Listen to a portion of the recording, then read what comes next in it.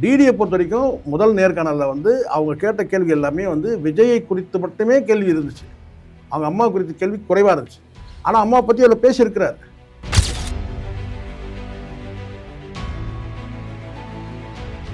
த்ரீஷா வந்து முதல் வரிசையில் வந்து உட்கார வச்சிட்டாரு. இதை வந்து பார்த்தா வந்து எங்கிட்ட கூட சில பேர் கேட்டாங்க, இது அவங்க பிள்ளைகளும் வந்து அவங்க மனைவி பார்த்தாங்கன்னா எவ்வளோ மனவேதனை அடைவாங்க சார்.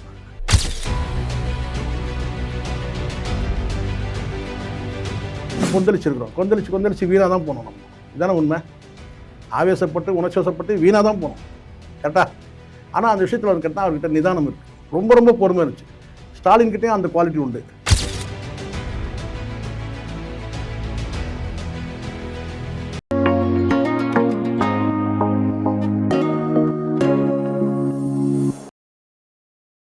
வணக்கம் ஜெம் சினிமாஸ் நேயர்களே, நான் உங்கள் விஜே அருண். இன்னைக்கு நம்ம கூட கெஸ்டா யார் வந்திருக்கான்னு பாத்தீங்கன்னா வந்து ஜேர்னலிஸ்ட் சேக்வா சார் தான். சார் வணக்கம் சார். வணக்கம். எப்படி சார் இருக்கீங்க? நலமா இருக்கமா. Super sir. சார் நான் ஆவலோட இந்த கேள்வி கேட்கணும்னு ரொம்ப நாளாக வெயிட் பண்ணிட்டு இருக்கேன் சார். உங்களை வந்து பார்த்தே ஆகணும், கேட்டே ஆகணும்னு சொல்லி. விஜய் அவர்களை தாண்டி மக்களுக்கு வந்து அவரோட குடும்பத்தாரையும் பிடிக்கும் அப்படின்னு சொன்னா ரீசெண்டாக வந்து ஜேசன் சஞ்சய் அவர்கள் வந்து ஒரு இன்டர்வியூல வந்து my mother is my pillar, biggest pillar அப்படின்னு சொல்லிட்டு சொல்லியிருந்தாங்க. இது இண்டிபெண்டன்ஸ் டேக்கு அப்புறம் சொல்லியிருந்தாங்க. ஒருவேளை அதுக்கு முன்னாடி இருந்ததுல வந்து எங்க அப்பாவுக்கு ஒரு லெகசி இருந்துச்சு, நிறைய அப்பாவை பத்தி பேசுறாரு. இந்த இதுல வந்து அம்மா பக்கம் திரும்ப இண்டிபெண்டன்ஸ் டே காரணத்துக்காக கோவமா இல்லை, எல்லாத்தையும் போட்டு கனெக்ட் பண்ணாதீங்க. அதெல்லாம் அப்பா அம்மா பிள்ளைங்க எல்லாருக்கும் உறவு இருக்குது. அந்த பேட்டியில் நீங்கள் அந்த பேட்டியை நீங்கள் கவனிச்சிங்கன்னா தெரியும். வேணா இந்த தடவை பாருங்கள். டிடியோட அந்த பேச்சு எல்லாமே விஷமத்தனமாக இருந்துச்சு. தன்னை வந்து ப்ரொமோட் பண்ணிக்கிறதா இருந்துச்சு. நான் சொல்கிறது ஜேசன் சஞ்சய் இல்லை, டிடியை வந்து ப்ரொமோட் பண்ணுறது. ஒரு குறிப்பிட்ட வந்து பார்த்திங்கன்னா என்ன சொன்னால் வந்து ஒரு என்ன சொல்கிறது கேள்விகள் வந்து பார்த்திங்கன்னா வந்து ஒரு மெச்சூரிட்டியாக இல்லை, பதில் மெச்சூரிட்டியாக இருந்துச்சு. கேள்வியே மெச்சூரிட்டி இல்லாமல் இருந்துச்சு. அந்த இடத்துல முழுக்க முழுக்க அப்பா குறித்து தான் அவங்களுடைய கேள்விகள் அதிகமாக இருந்துச்சு. அந்த தம்பி வந்து அதுக்கு பதில் சொன்னார். அம்மா குறித்த கேள்விகள் வந்து குறைவாக நீ எடுத்து பாருங்கள். Okay sir.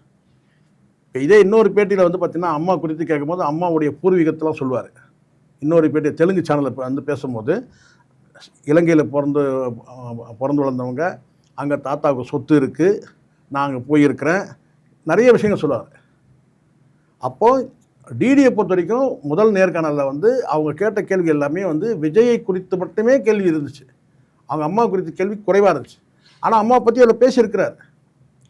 ஆனாலும் கேள்விகள் கேட்குற விஷயம். இப்போ நீங்களே இருக்கிறீங்க சார், நீங்கள் இவ்வளோ நேரம் பேட்டி எடுத்தீங்க, சங்கீதா குறித்து ஏதாவது கேள்வி கேட்டிங்களா?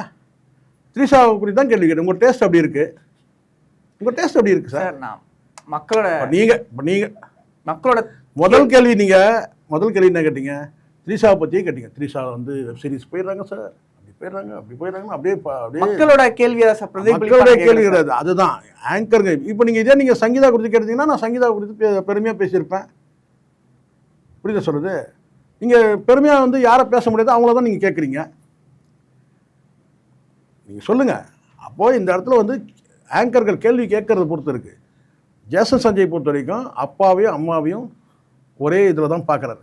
ஒரு படி மேலே எல்லா பிள்ளைகளுமே வந்து அம்மாவுக்கு வந்து ஆதரவாக, விஜயும் சேர்த்துங்க. நீங்கள் விஜய் அம்மா பிள்ளை தானே? ஆமாம் சார். நீங்கள் அம்மா பிள்ளை தானே? ஆமாம் சார்.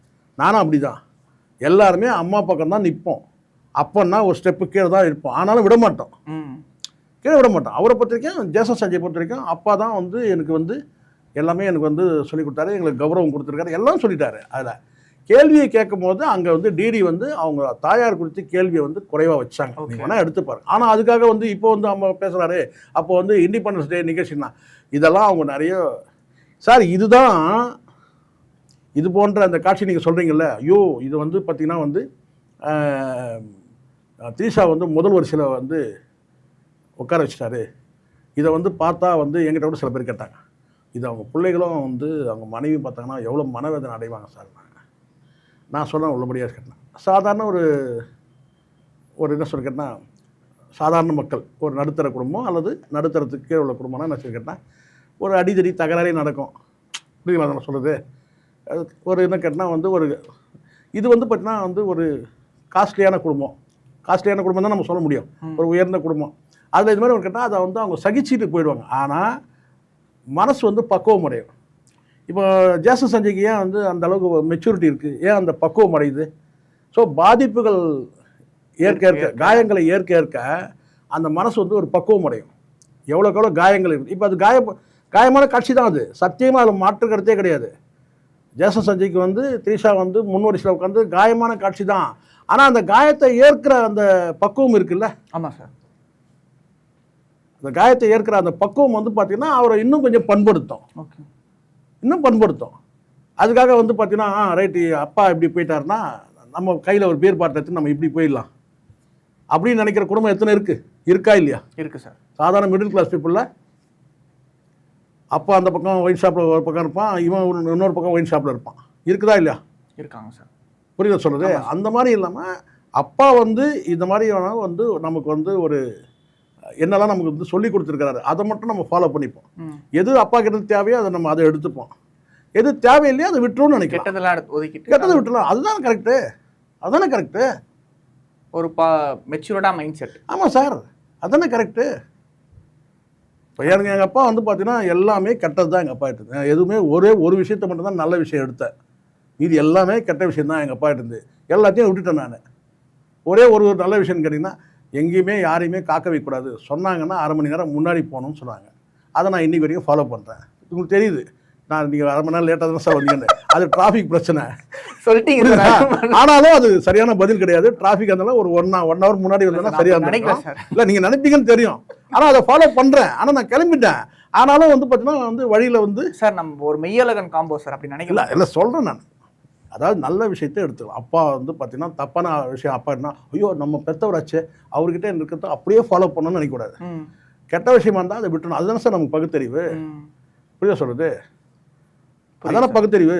பகுத்தறிவுனா நீங்கள் ஏதோ பெரியார் சொன்னது மட்டும் பகுத்தறிவு கிடையாது சார். இதுவும் ஒரு பகுத்தறிவு. நம்ம வந்து பார்த்தோன்னா கெட்ட விஷயத்தை விட்டுட்டு நல்ல விஷயத்தை எடுத்துப்போம். அது யாராவது நண்பர்கள்கிட்ட நம்ம பார்க்குற யார்கிட்ட தான் விடலாம். சரிங்களா? இப்போ நான் விஜய்கிட்ட இருந்து ஒரு விஷயத்தை எடுத்துட்டேன். என்ன விஷயம் சொல்லுங்க பார்ப்போம். சொல்லுங்க. இக்னோர் நெகட்டிவிட்டியா சார்? இது சார் நீங்கள் உங்களோட தாட் ப்ராசஸ். நான் விஜய்கிட்ட இருந்து ஒரு விஷயத்தை எடுத்துட்டேன். என்ன விஷயம் சொல்ல போகிறேன்? யார் எந்த கேள்வி கேட்டாலும் அப்படி கிடையாது. அந்த லைஃப் ஸ்டைலில் ஒரு நிதானம் இருக்குது. ஆமாம் சார். ஆவேசமாக கொந்தளிக்கிறதுன்னு ஒன்று இருக்குல்ல, காமன் கம்போஸ்ட். ஆமாம், நம்ம நிறைய இடத்துல கொந்தளிச்சிருக்கிறோம். கொந்தளிச்சு வீணாக தான் போகணும். நம்ம இதானே உண்மை. ஆவேசப்பட்டு உணர்ச்சிவசப்பட்டு வீணாக தான் போகணும். கரெக்டா? ஆனால் அந்த விஷயத்தில் வந்து கேட்டால் அவர்கிட்ட நிதானம் இருக்குது, பொறுமையாக இருக்குது. அப்படின்னு சொல்கிறது ரொம்ப ரொம்ப பொறுமையாக இருந்துச்சு. ஸ்டாலின்கிட்டையும் அந்த குவாலிட்டி உண்டு, பொறுமை, நிதானம். அவரோட ஒரு நிதானமாக இருந்தார். யார்? விஜய். வந்துட்டாங்கல்ல, அவர் 70 வயசில் வந்து சிஎம் ஆனார். இவர் 50 வயசில் சிஎம் ஆகிட்டார். காரணம் கேட்டிங்கன்னா நிதானம் தான். ஸோ நிதானமாக இருந்தார். விஜயகாந்த் வரும்போது கூர்ந்து கவனிக்கிறாரு. அதுக்கப்புறம் ரஜினிகாந்த் அரசியல் வருவார்னும் போது பார்த்தீங்கன்னா கூர்ந்து கவனிக்கிறாரு. வேறு யாராவது அரசியலுக்கு வருவாங்களான்னு பார்க்குறாரு. இது ஒரு நல்ல சந்தர்ப்பம்னு சொல்லிட்டு இந்த சந்தர்ப்பத்தில் வந்து கேட்டிங்கன்னா அவர் வந்து தீர்க்கமாக முடிவெடுத்து சினிமா வேண்டான்னு எவ்வளோ பேர் சொல்லியிருப்பாங்க. சார் 200 கோடி சம்பளம் வாங்குறீங்க, இதை விட்டுட்டு நீங்கள் போய் அரசியலுக்கு போகிறோம்னு சொல்லும்போது அவர் வந்து ஷேக் ஆகலைல்ல. நிதானம் தீர்க்கமாக ஒரு முடிவு எடுத்தார்ல, அதுதான் பெஸ்ட்டு குவாலிட்டி. விஜய்கிட்ட நான் பார்க்குற பெஸ்ட்டு குவாலிட்டி அதுதான். நிதானமாக தீர்க்கமாக முடிவு எடுக்கிறது ஒன்று இருக்குல்ல. ஸோ அதுதான். அதனால் ஒவ்வொரு விஷயம் இருக்குது சார். அதனால் நம்ம வந்து ஜேசன் சஞ்சய் அப்படி பார்க்க வேணாம். நான் சொல்கிறேன், ஜேசன் சஞ்சய்க்கு எப்படி வந்து எம்ஜிஆரை காட்டிலும் வந்து பார்த்தீங்கன்னா விஜய்கிட்ட வந்து பார்த்தீங்கன்னா ஒரு கூடுதலாக வந்து பார்த்தீங்கன்னா வந்து ஒரு பவர் இருக்குது இல்லையா. மக்கள் வந்து குடும்பத்தையே நேசிக்கிற அந்த பவர், நேசிக்க வைக்கிற அந்த பவர். ஏன்னா அதை வந்து செஞ்சுருக்கிறார் விஜய். ஏன்னா அவர் கொடுத்த பேட்டி தான் முக்கியம். அது மாதிரி கேட்டால் நான் எதிர்பார்க்கறது கேட்டால் ஜேசன் சஞ்சய் வந்து பார்த்தீங்கன்னா அப்பாவை காட்டினா ஒரு படி மேலே வர்றதுக்கான வாய்ப்புகள். Super sir. அடுத்தபடியாக வந்து இன்றைக்கும் இந்த தடவையும் நிறைய விஷயங்கள் வந்து நமக்காக சொல்லி இது பண்ணியிருந்தீங்க. ரொம்ப ரொம்ப நன்றி சார். மீண்டும் இன்னொரு இன்டர்வியூவில் வந்து சந்திக்கலாம். நன்றி. Thank you sir.